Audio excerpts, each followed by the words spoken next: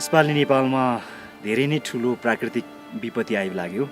सुरुमा भूकम्प र लगातारको ठुलो भूकम्पले गर्दाखेरि मानिसहरूको जीवन अस्तव्यस्त थियो।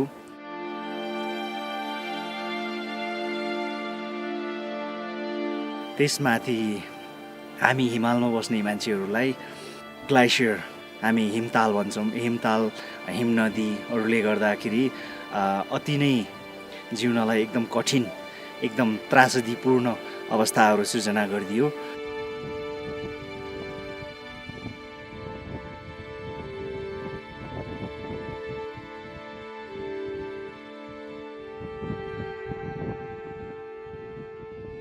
We're here at Imja Lake, the first of 3 lakes that we plan on surveying over the next 2 months in terms of what happened after the earthquake. And we began our journey in Lukla and spent about 8 days getting up here. And during those 8 days, we saw a number of things in terms of the impacts of the earthquake. About 90% of the buildings that we passed through are uninhabitable. We saw massive landslides, we saw massive rock falls.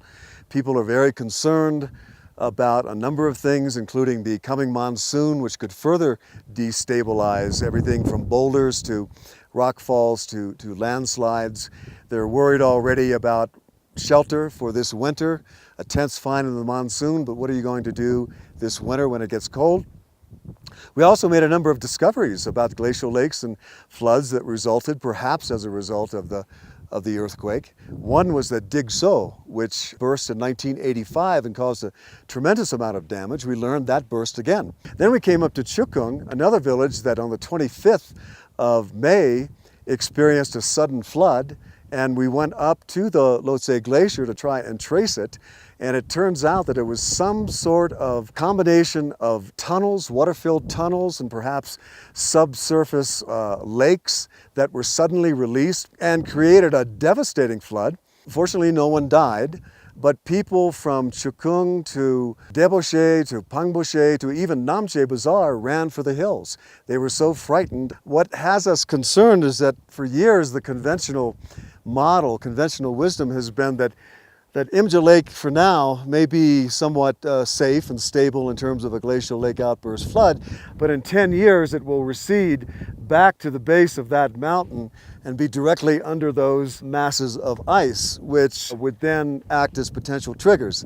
We have something that's even more troubling now. The Swiss recently developed a model that one of our staff back in the States applied to this basin just yesterday, and the model suggests that Imja is already in the avalanche track. If there were a major avalanche from that mountain behind me, it could indeed go all the way into the lake and create that surge wave. So this is very troubling. This changes the whole ball game.